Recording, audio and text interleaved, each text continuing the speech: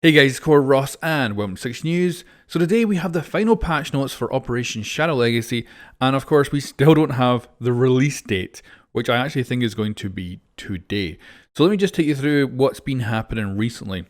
So of course all this week we were just sitting waiting to see if there was going to be a patch released. The test server hasn't had a patch in weeks, so it looked like they were done with it.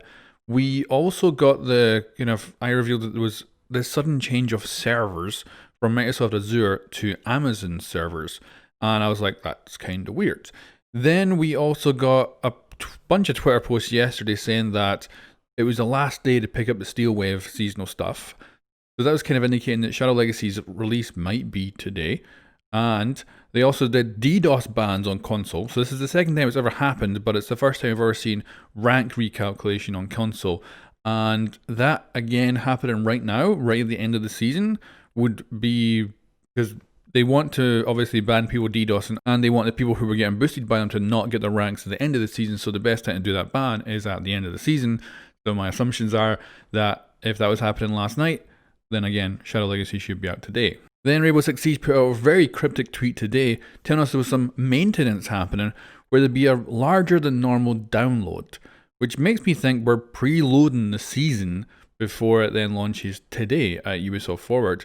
So this is all guesses at this point. We have literally no idea. And this is the thing. Normally we don't have any idea about seasonal release for Rainbow Six Siege.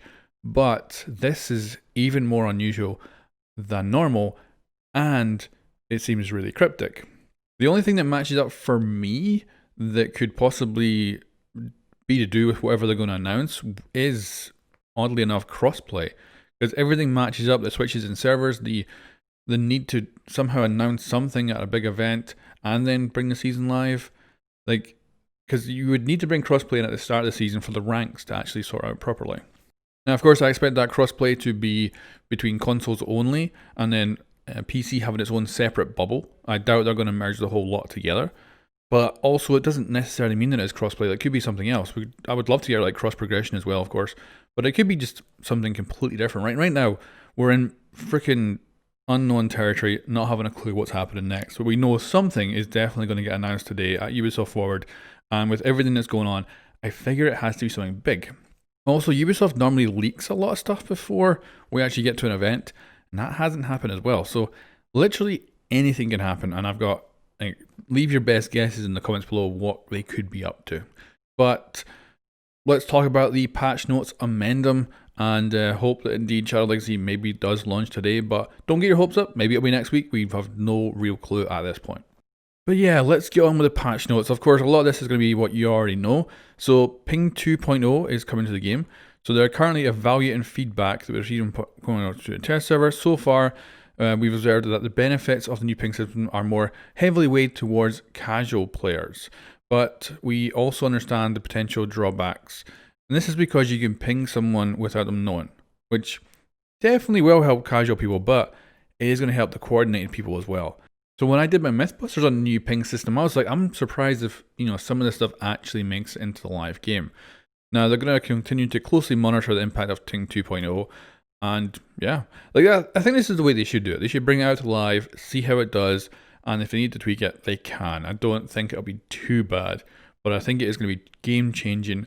And then I do expect it to get nerfed pretty significantly within the next couple of patches. That's my guess. And they do say here, the new Ping 2.0 is an enjoyable experience and useful tool for all players and backgrounds. And it totally is. When I first played with Ping 2.0, I thought it's pretty good, but maybe not as good as some other games' ping systems. But then the more I played with it, I was like, okay, actually, this is literally perfect for Siege. So yeah. Now this one here is something that a lot of people have been asking about, and it's just basically making it so that you can pick from any of the 1x scopes. And they have said that they're definitely thinking about it, and this again kind of goes on to it. So we have heard player feedback on availability of 1x scopes on operators. While making the 1x scopes available for all operators is something that we have considered, there are a number of design limitations that prevent us from making it as possible at this time. We're currently exploring our options and we'll share more when we have a better solution. Now I feel this is one of those Siege things where they've just brought in a new reworked system for how the sites work, and I think as a player it's better just to wait and let it settle in. And then if they want to, they can go ahead and bring in the 1Xs for everyone later. And I'm happy to wait for like another season, because seasons just fly by. I'm not too worried about this. I know a lot of people would love this, but my advice here is pretty much just sit back and wait. Like, it does take a long time for Siege to get some of the stuff that seems more basic done, but they usually eventually end up doing it. So I think we should just chill and we'll get there. Then we've got some stuff here that changed during the test server. So the 1.5 was put onto more of these P10 running. And on Alibi's Slugfire and Shotgun, she got the 1.5. Maestro got the 2.0 on his Slugfiring, and Hibana got herself the old ACOG, so the 2.5. Of course, it has less magnification now than it did if you see my videos on the sights and all that. And it'll be interesting to see how they play out. We've also got the holo here. They changed who has it on what characters and stuff. This is always a bit weird. Like, I really like, this is the thing. The new holo is like a love-hate. I love it, and I think I love it because it's chunky, which is obviously not the wisest thing for using a tactical shooter. Other people hate it, and it's that 50-50 thing.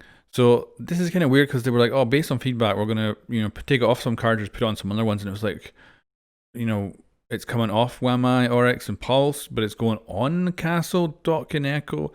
It's a little bit weird, to say the least, on how they go about placing what sites on what. But that was that. That's the new holo, just kind of moving around. We've also got Nomad here, so she's getting the ARX is losing the 1.5, getting the 2.0, and the AK is removing the 2.0, getting the 1.5 and the 2.5. So quite good options actually for Nomad there.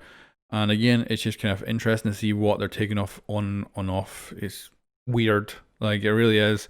Like I say, because it's a whole new system and it has a whole bunch of new sites as well. I think it's the whole thing of just letting it settle down, and then the developers after that point, once it's all settled with these new scopes and the new system, then they can really start doing stuff. This is all kind of just a jumble at the moment, but it'll be interesting to see once it goes. Then the sensitivity sliders went up to 200 because they released a calculator. This is great. They released a calculator for the sensitivity so that you could get like a 1-to-1 ratio, and then people went and used it and they got like 150 numbers out of it. It was like, but it only goes up to 100 in game. So they had to go and make the sliders 200 in game to make it work. So you can use the calculator here to get 1-to-1 sensitivity. I do remember that I seen a tweet where they said that it was going to be automatic when the new season launched. I'm not sure if that's the case anymore because they haven't mentioned it again. So yeah, you might need to use this. To be honest, you probably will. And for controller players, I can give you a bit of advice. So when I played the test server, the 2X was really weird to use. It had a very different sensitivity from the rest of the sites. So I put it onto the one where you break it down to each magnification and you can change it. And I basically just changed the 2X one and I was able to sort it out. And then after that, it felt really good. But you can change it, obviously, all the sites and get it to a point where you're going to like it. But it might take a lot of tweaking and a lot of messing around. Then we've got the bomb rework here, which brings in these big metal kind of bits that cut through the center. It looks really ugly. I'm really surprised they didn't come up with a slightly better looking design. I'm really sad that it's just these flat bits. It looks like a glitch when you look at it for the first time. But of course, it's to stop people shooting through these parts, and it's a good thing. It's also going back to the older one, because back in the day, you could see through the bomb, but you couldn't actually shoot through it. Now I think that was way back, like right at the start. But this is definitely a good change. But yeah, I just wish they'd made it look a little bit nicer, or just maybe rework the entire bomb's look. Maybe they will in the future. But yeah, it looks a bit odd in game. But it is a good gameplay change. Now, moving on down here, we've got MMR changes, anti-boosting stuff.